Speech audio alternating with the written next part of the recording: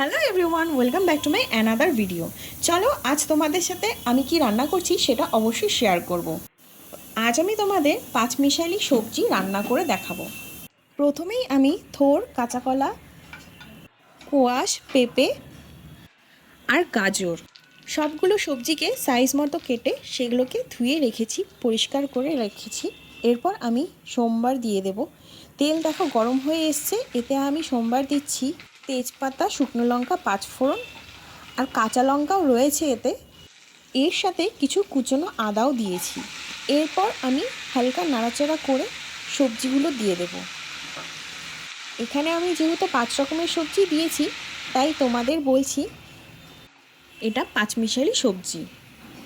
অনেকে আবার এটাকে ঘন্টও বলে থাকে, কিন্তু আবার অনেকে লাবড়াও বলে থাকে।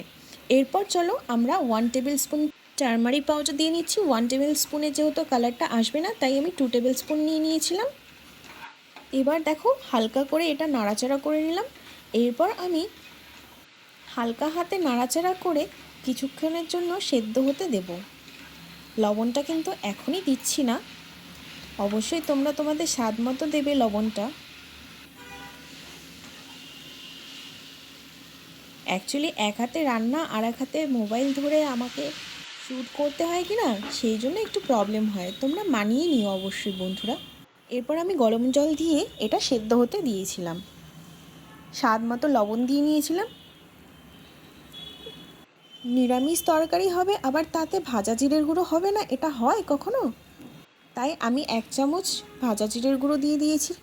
এরপর গরম মশলার গুঁড়ো দিয়ে দিচ্ছি। এরপর তোমরা তোমাদের ইচ্ছে মতো চিনিটা অ্যাড করতে পারো। অবশ্যই তোমরা তোমাদের স্বাদ অনুযায়ী অ্যাড করবে, আবার অনেকে চিনিটা পছন্দ করে না বলে নাও করতে পারে। দেখো একটু নাড়াচাড়া করে আমি হালকা চিনি দিয়ে নেব। চিনিটা আর গরম মশলাটা কিন্তু অবশ্যই লাস্টে দিই। এরপর আমার রান্নাটা দেখো কমপ্লিট হয়ে গেল। রান্নাটা তোমাদের কেমন লাগলো অবশ্যই জানিও, আর বাড়িতেও ট্রাই করো কিন্তু।